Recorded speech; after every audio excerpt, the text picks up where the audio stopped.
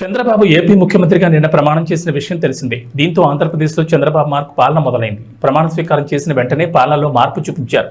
ప్రత్యర్థులపై కక్ష సాధింపు చర్యలు పగా ఉండవని నిరూపించారు.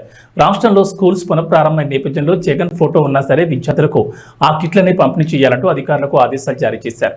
ప్రజాధనం దుర్వినియోగం చేయొద్దంటూ చంద్రబాబు అధికారులను ఆదేశించారు. ఆంధ్రప్రదేశ్ మాజీ సీఎం వైఎస్ జగన్మోహన్ రెడ్డికి తాజాగా ప్రమాణ స్వీకారం చేసిన చంద్రబాబుకు ఎంత తేడా అంటూ తెలుగుదేశం పార్టీ ఓ ఆసక్తికర పోస్ట్ చేసింది. టీడీపీ అధినేత చంద్రబాబుకు పేరుస్తుందని వైఎస్ జగన్ తన హయాంలో పేదలకు తక్కువ ఖర్చుతో అన్నం పెట్టి అన్నా క్యాంటీన్లను రద్దు చేసి పేదల కడుపు కొట్టాడని పేర్కొంది. కానీ చంద్రబాబు మాత్రం ప్రజాధనం వృధా అవ్వకూడదని భావించి మాజీ సీఎం జగన్ బొమ్మ ఉన్న స్కూల్ పిల్లల కిట్స్ ను విద్యార్థులకు అలాగే పంపిణీ చేయాలని ఆదేశించారు.